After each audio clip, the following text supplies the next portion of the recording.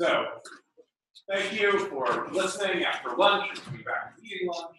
Let me just preface this talk by saying that I find matter in the solid phase terrifying, and so I'm going to avoid it whenever possible. I am not a geologist. I am not a biologist. I don't really do anything with anthropology ever. So, yeah. He gave me that title. All right. So I am going to try and provide a little crash course in what we know about how stars form astrophysically and what that tells us about the origins of the solar system. All right, and I should say I'm going to. That's working really sense. All right. Yeah. So, and I should say I'm not going to say anything about planet formation and protoplanetary disks because Mike Ireland is going to cover that. All right. So here's the outline of what I'm going to talk about. I'm going to give you. So I teach an entire class in star formation. I'm going to summarize that for you in the next, 20-odd minutes. I will talk about observable signatures and how we constrain the timescales based on observations. Yes. My hope is that. All right. I hate standing back here behind a podium. Yeah, I will. I'll move around. All right. All right. And then I will end by talking about constraints on not star formation in general, but the solar system in particular. All right, so let's start with star formation theory in a nutshell. All right. So for those of you who are geologists or biologists, we have this thing called the interstellar medium. It's where stars come from. So the interstellar medium is the low density gas in between the stars. And the average density of interstellar gas in our galaxy is about 1 atom per cubic centimeter. And typical temperature is around 7,000 Kelvin. And in terms of chemical composition, it is mostly neutral, hydrogen, and helium. The reason it's so hot is because it's getting illuminated by starlight, and when you illuminate a low-density gas with photons, it tends to get warm. So that's the typical conditions, but there's a very large range of properties. And in some places, you have large agglomerations of gas, and importantly, dust, because there's dust mixed in. And the dust has the property that you can't see through. Like me, it has a high optical depth. And so it blocks out background starlight. And when you block out the starlight, all of a sudden this gas goes from being very hot to very cold, typically 10 Kelvin. All right, the density goes up by a huge amount, more than 100 atoms per cubic centimeter. Now, that doesn't sound like a huge amount. That is, in fact, significantly better vacuum than the best vacuum chamber we humans can make. But by interstellar standards, it's very dense. All right, and we call these objects giant molecular clouds, and the reason is that in these regions, the neutral hydrogen atoms tend to bond and form hydrogen molecules. All right, and so we see these structures. We can observe them by molecular line emission or by dust emission in the radio. Typical masses are 10 to the 4 to 10 to the 6 solar masses. Typical size is tens of parsecs. And these are the sites where stars. Are you sure you can talk about a typical mass? There's a huge range, and yes, I'm glossing over complexities because I'm compressing an entire course into 20 minutes. All right, which is why I have, movies. So they don't ask too many questions and just stare at the brief. So this is a simulation of our entire galaxy and flow of interstellar gas within it. It's done by a former graduate student of mine, Nathan Goldbaum. And the blue here is gas, and where you're seeing red, that's hot gas that has been warmed up by supernova explosions. These are these little bright dots you see turning on and off. Those are individual stars forming and then blowing up as supernova. So this is what our galaxy, we think, looks like in terms of star formation. All right, this is, of course, sped up tremendously. The duration of this movie is around 600 million years. All right, so it takes about 200 million years to make one orbit where we are in the galaxy. All right, so where are we in the galaxy? In this movie, we'd be sort of here-ish.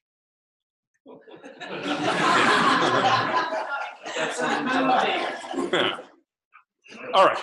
Anyway, so this is what we think of the sort of galactic context of star formation.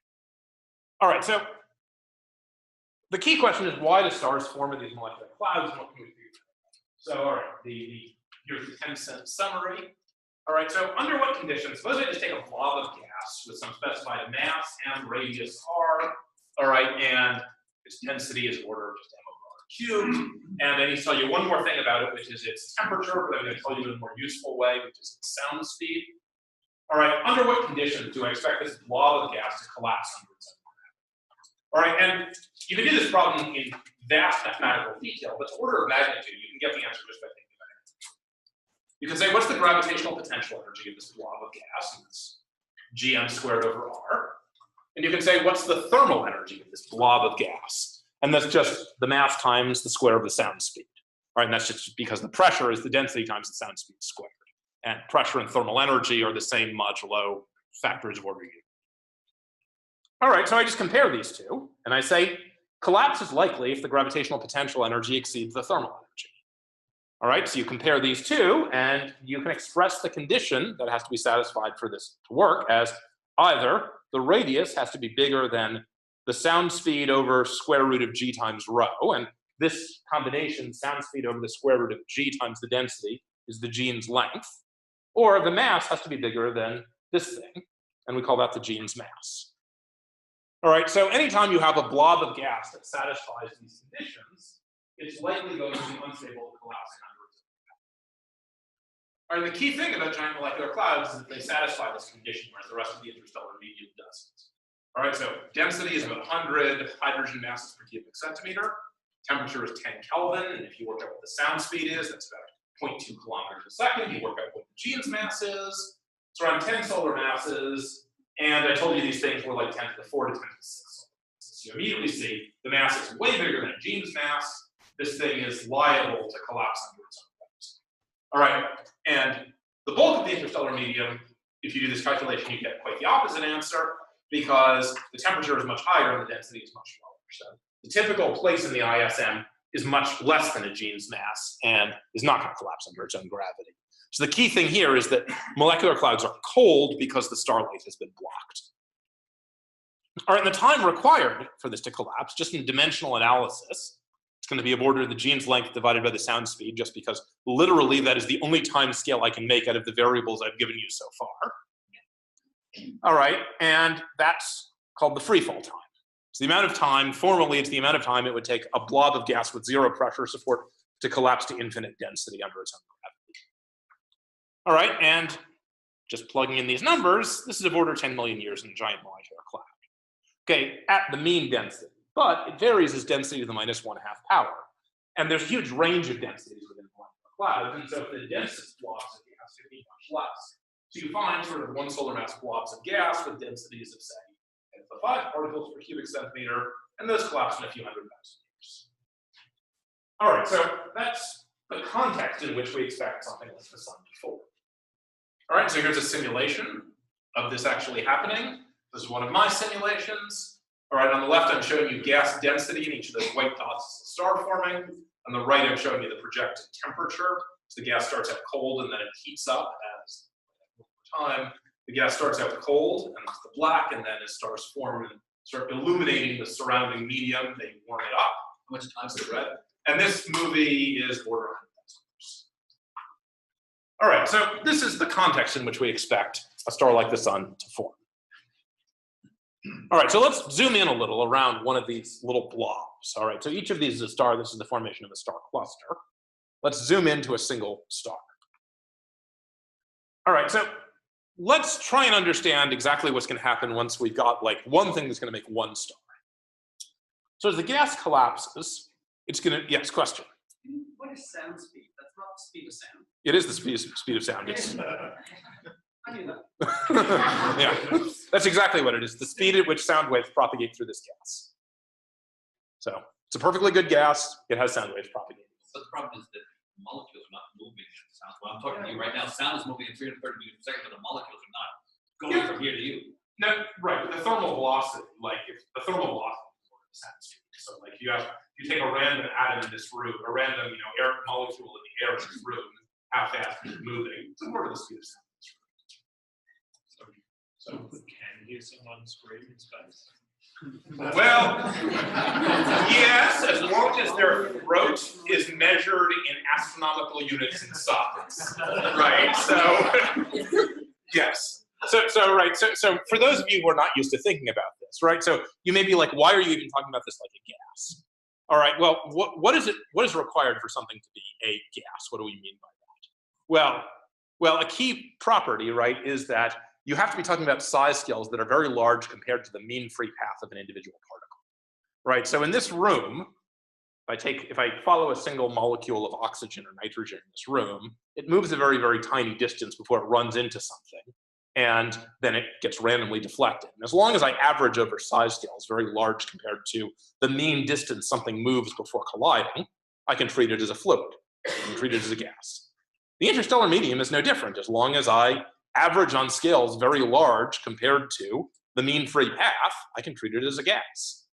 Now, if the mean free path is big, it's measured in astronomical units, all right? So the typical hydrogen molecule in interstellar space may well travel many times the size of the solar system before it runs into something. So fine, I just average over a volume bigger than that, and it's a perfectly good gas. There you go. The nice thing about being a physicist, it means that you just don't care. You do things. You don't worry too much about it. Anyway, so we go back to this. All right, so what happens to this gas as it's collapsed? All right, so as it collapses, it's being compressed adiabatically. If I take gas and I squeeze it into a smaller volume and compress it adiabatically, it should heat up.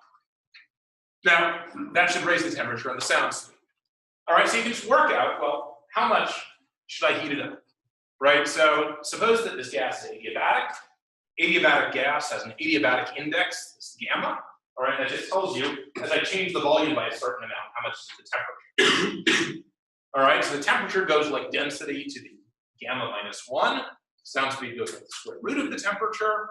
So the thermal energy, if you work through the scaling, goes like rho to the gamma minus 1. So if I multiply the density by a factor of 10, the temperature or the thermal energy of that blob of gas will go up by a factor of 10 to the gamma minus 1. So for a monatomic ideal gas, gamma is 5/3, so it goes up by a factor of 10 to the 2/3. All right, the gravitational potential energy, well, radius is like, if I take a cloud of fixed mass, it's like density to the minus 1/3. You work through this scaling and you find that the gravitational potential energy goes up like density to the 1/3. All right, so if my condition for collapsing is that my gravitational potential energy has to be bigger than my thermal energy, suppose that I start with something that satisfies that and it starts collapsing. All right, well, if gamma is a number bigger than 4/3, the thermal energy is going to go up faster than the potential energy as I compress it. All right, and what that means is that even if my gravitational potential energy is bigger at first, at some point, once I've compressed it enough, my thermal energy will become bigger, and the collapse will stop. All right, so if gamma is bigger than 4/3, eventually thermal pressure is going to prevent me from making this collapse. All right, now, you would think, well, why doesn't this stop the collapse of these clouds of gas that I was looking at? Why doesn't this effect stop? Because, right, this is molecular hydrogen. You should think, well, all right, it's a diatomic molecule. Gamma is 7/5. That's bigger than 4/3. And you'd be wrong that gamma is 7/5. The hydrogen molecule is proof that God hates us. If you ask what is gamma for the hydrogen molecule, oh God, that's a horrible question.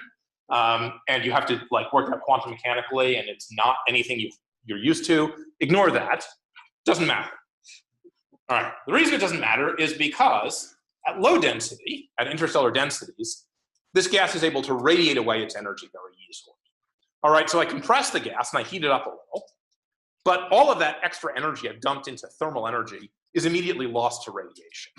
So the radiative cooling time is very short compared to, say, the free fall time. At densities less than about 10 to the minus 13 grams per cubic centimeter. As a result, it acts like gamma's 1, which is to say it's isothermal, constant temperature.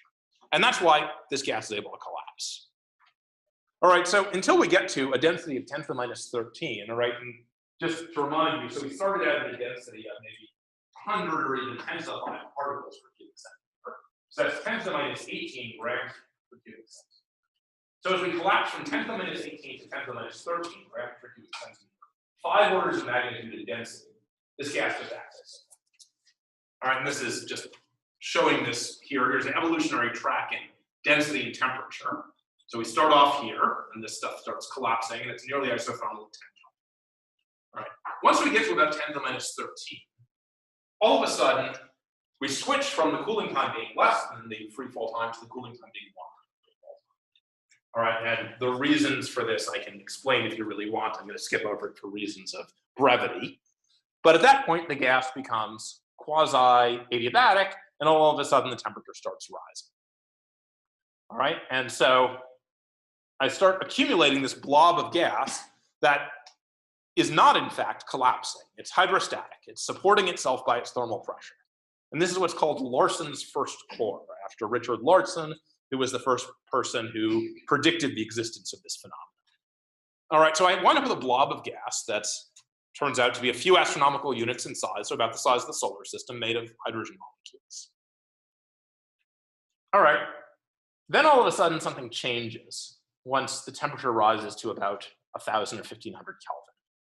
All right, and what happens is that at about 1,500 Kelvin, the average velocity of hydrogen molecules is high enough that things that are moving around on the tail of the Maxwellian velocity distribution are moving fast enough that collisions can dissociate.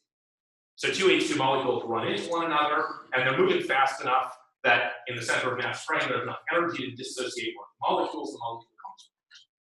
And this has the effect of all of a sudden sucking all the thermal energy out of the system. All right, and an analogy that you can think of is it's boiling water on your stove, right? So I start with some water on my stove and I turn on the heat. All right, and it starts out at, 20 Celsius, something like that. And as I'm pumping heat into the water, temperature rises and rises and rises, and it eventually gets to 100 C. But then something weird happens, right? I'm pumping energy into the water at exactly the same rate when it hits 100 C, but the temperature stops rising.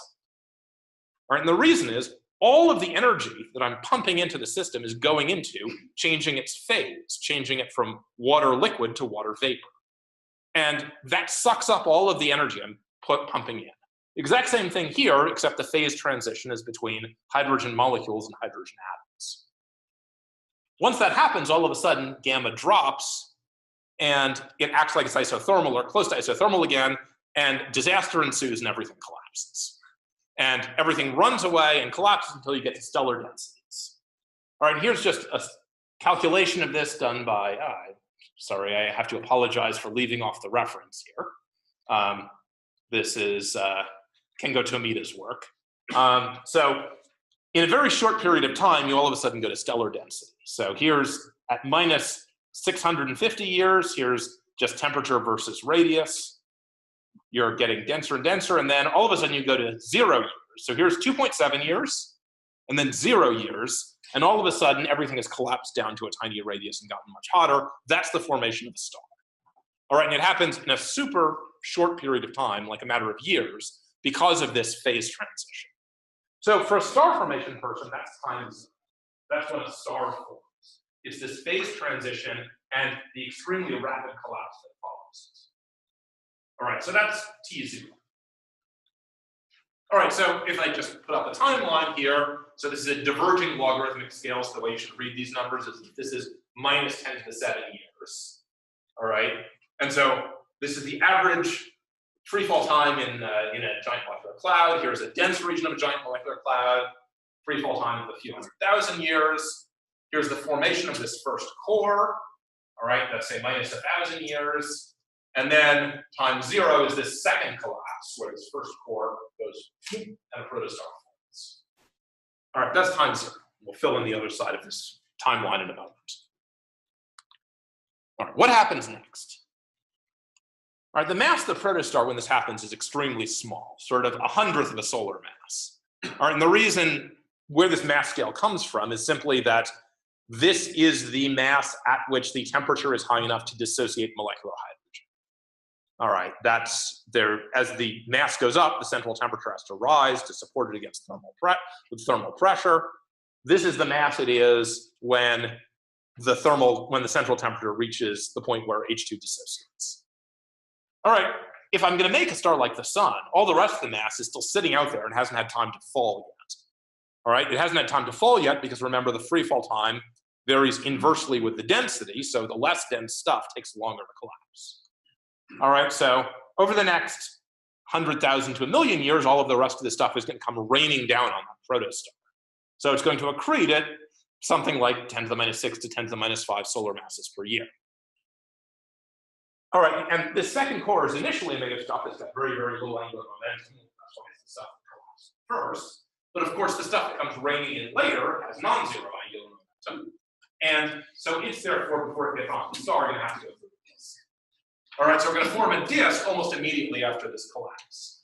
All right, just some evidence of this. Here is an observation from John Tobin. All right, and just focus on this panel. All right, this is a zoom in on a young star, which is where the plus sign is. You see this dark band, and that is a disk of dust that's sort of edge on towards.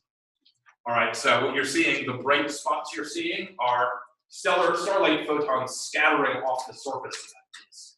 And the star itself is hidden by this band darkness. And that's just the dust in the disk blocking us from seeing the star. All right, and the way you know this is a disk is that you can look at this material in radial lines, and the nice thing about a radial line is then you can measure its velocity in the Doppler effect. All right, and that's what's shown down here. I'm just showing you stuff at different velocities, and you'll see there are a set of red contours and blue contours. And the red is stuff that is redshifted, it's going away from us. The blue is stuff that is blue shifted toward us. And you see that there's this divide of that stuff going away from us, that stuff coming toward us, and that's just the rotation of the disk. So the disk is rotating like that. All right, and you can actually, in fact, make a plot of the rotation velocity, and it's Keplerian. It's a Keplerian disk. You can measure the mass of the central object. It's 0.2 solar masses.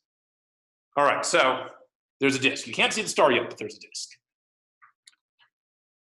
All right, so let's talk a little bit about what happens to this protostar.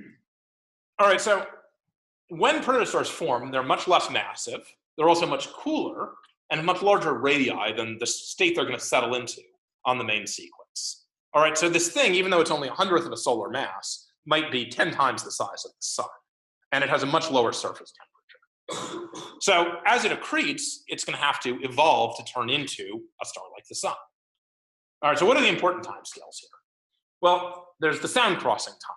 That's how long it takes a sound wave to bounce back and forth across this thing, and that's measured in hours. And that's significant because that's the timescale on which this thing reaches hydrostatic. So that's tiny, and that tells you the star is going to be in hydrostatic. It reaches equilibrium in terms of pressure forces instantly. All right, there's the time over which it's going to accrete, and that's a few 100,000 years. That's how long it's going to take to reach its final mass. And then there's this other important timescale called the Kelvin-Helmholtz timescale. And that is how long it takes for it to radiate away its own body. And that's the natural timescale on which its temperature can change, its internal energy state can change. And that is extremely long. That's millions of years.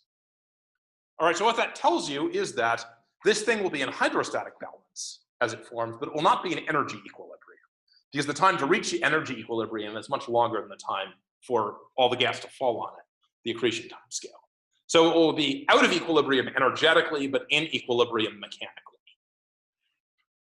All right, so we're going to have this out of equilibrium system. So let's look in a little more detail. So our star is going to accrete, and initially it's going to contract. And the reason it has to contract is that it doesn't have any internal energy. It's too cold for there to be nuclear reactions going on inside. There's no internal energy source. It's radiating away into space. That energy has to come from somewhere, and ultimately where it comes from is gravitational potential energy. It shrinks. So it's going to contract. The radiation is not preventing the material from falling in. No, the radiation carries far too little momentum to prevent its stuff from falling.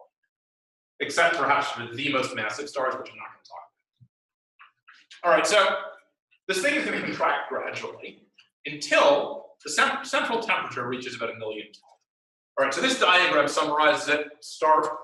Astrophysicists are used to looking at diagrams like this. It's called the Kippenon diagram. For everyone else, let me walk you through it because it's a weird way of looking at things. All right, so x-axis is the mass of the star as a function of time. So the way to think about it is that this is just showing you the state of the star in a series of slices. So as the star accretes, it's moving right here because its mass is going. In this example, it's going up to 10 solar masses. In reality, if you're going to form a 1 solar mass star like the sun, it only goes as far as that, and then accretion stops in the sun. And it doesn't evolve anymore. But this is just a useful one. All right, so looking at this upper panel, that's the radius, the outer radius of the star as a function of time. And these dashed lines are showing you just the radius that encloses a given amount of mass. So this dashed line is the radius that encloses the first 0.03 solar masses, the first 0.1, etc. All right, now, the significant things that I want you to notice here are the hatched regions. The hatched regions show you where, within the star, at a given time or mass, nuclear reactions are taking place.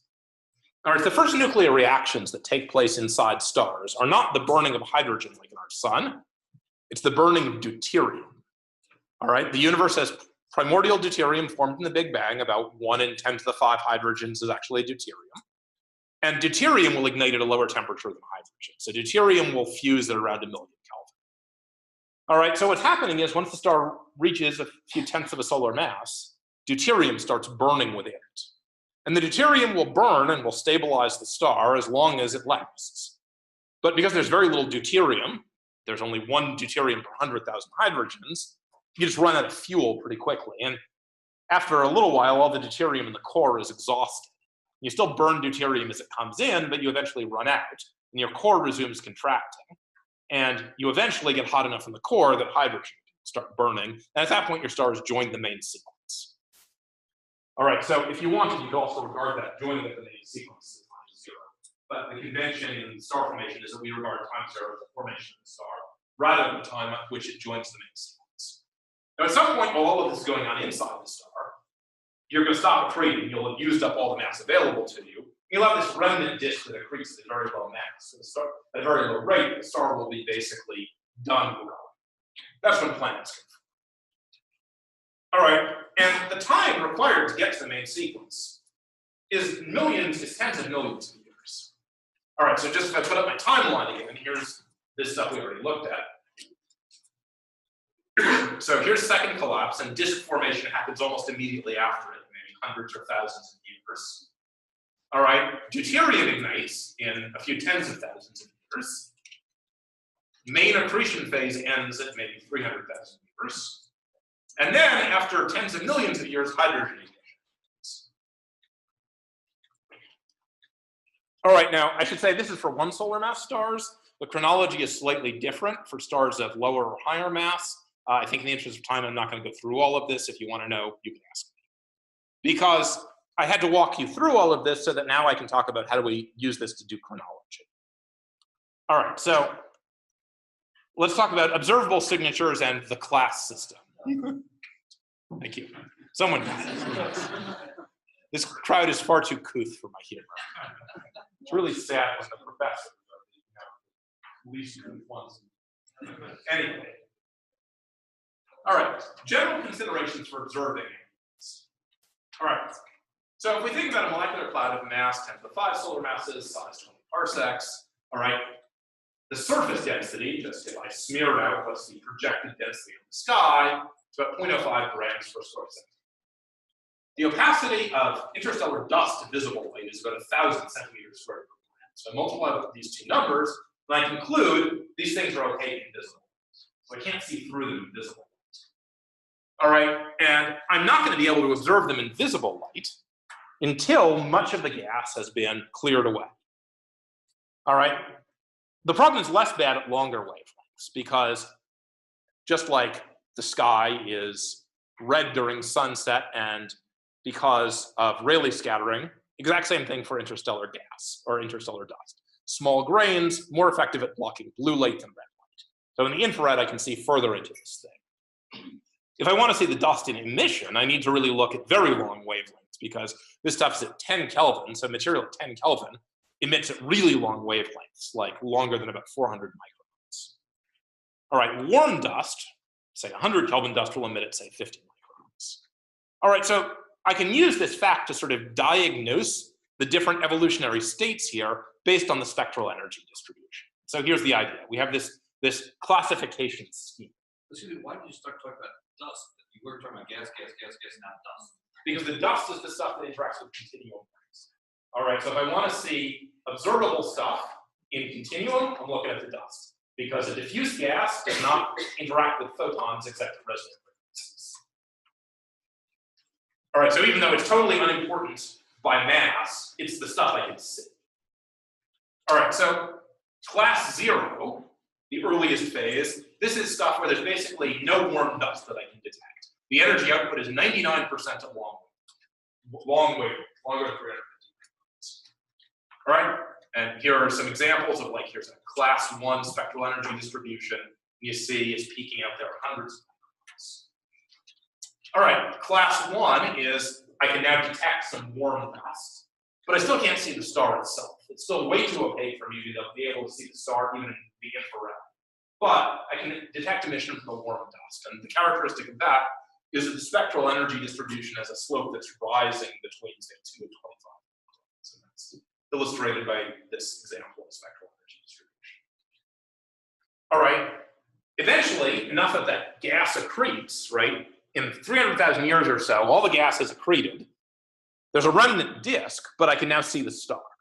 And so we call that class 2. I see what looks like a stellar photosphere, but then I've got extra infrared emission coming from the warm dust in the disk around it. All right, and here's an example of something that's on the verge of turning into a class 2. And then we have this final class, which is class 3, which is we don't see the disk in the infrared anymore, but there are other signatures of youth, which I will not get into. All right, so here's a timeline, and I've switched from a logarithmic to a linear scale now, so you can see what's going on. All right, so we've got this pre-stellar phase before time 0. Then we've got this class 0-1 phase, which lasts until the end of main accretion. We've got this class 2 phase, which lasts to a few million years, and I'll talk about how we know that in a moment. And then we've got this class 3 phase that sort of lasts until we hit the main sequence, and that's 230 years. All right, so let's talk about how we can use this to date things. All right, the key tool we use is the Hertzsprung-Russell. The HR diagram is simply a plot of effective temperature on, or some proxy for it, like color on the x-axis versus luminosity, or some proxy for it on the y-axis. And astronomers, being insane, do things like plot these axes back, because astronomers are in love with backward axes. I don't know. So there are a few important loci on this diagram. One is the birth line. This is where stars first become visible. All right, you can't see them in optical light to make an effective temperature measurement before the birth line. There's something called the Hayashi limit, which is it turns out stars can't have effective temperatures less than about 3,000 Kelvin for reasons having to do with the microphysics of opacity, which I'm not going to get into due to time. And then there's the main sequence, which is where stars have cores that are hot enough they can burn hydrogen. So here's a little example. All right, so I've plotted this twice, once with tracks before the birth line. There's the birth line, once without. So let's just focus on these. These are the tracks through the HR diagram taken by stars of different masses. So here's 1.0, that's the sun. And you see when it's first formed, it's on the Hayashi track, and it comes down, and it goes to there. All right, now here's the neat thing. All right, here are the different tracks. I can use this to age date things, because here are a bunch of stars in, say, the Orion Nebula, and for each one of these things, I can measure the effective temperature and luminosity. And then I can overlay it with these tracks, or in this case, isochrones. This is just lining up tracks at the same time. And I can just count how many stars are there in each isochrone, and that gives me an age distribution. Now, there's some error in this, and there are some systematics, but this is how we set the fundamental age scale for clusters of stars. We make an HR diagram, and we make a plot like this, and we say, aha, this is about 3 million years old. And we can then correlate that with other things. So for example, how do I know disks last about 2 million years? Well, here is fraction of sources that show evidence of having a disk versus estimated star cluster age. Lo and behold, 50% is reached at about 2 million years. So this sets the fundamental time scale, and then I get everything else by working off this time scale. For example, how long does the class 0 or 1 phase last compared to the class 2 phase? Well, I just take number ratios. The class 2 phase is how long disks stick around. That's 2 million years. There are 3 of those for every 1 class 0, 1. Well, the duration of that phase must be 500,000 years. All right, let me end with the solar system. I'm almost out of time, so I skipped part of this. All right. I will talk about only the first thing. All right. Do we know anything about the solar system in particular? And one thing people have tried to use to constrain the solar system in particular is the presence of these short-lived radionuclides, like aluminum-26, iron-60, manganese-53. These are things that, as far as we know, are only made in massive stars at the end of their lives, but are found, or their daughter isotopes are found, in primitive solar system meteorites. So does that tell us anything about the birth environment of the solar system? There had to be a nearby massive star at the end of its life. The answer, unfortunately, is no. So here are some simulations done by a postdoc of mine, Yusuke Fujimoto, where we're following a galactic disk. Here's the star formation. And here we're following, in this plot, iron-60 and aluminum-26 generated by massive stars. And here's just a zoom in, and you see these clouds produced by massive stars. So here's the problem. The problem is star formation is correlated in space and time. And so every star is born with iron-60 and aluminum-26. All right, here is the distribution of iron-60 and aluminum-26 abundances we measure in our simulations. The sun is right where this green band is. And lo and behold, it sits right at the peak of the distribution. The sun is totally typical in it having these around. All right, I will end there in the interest of time and take questions.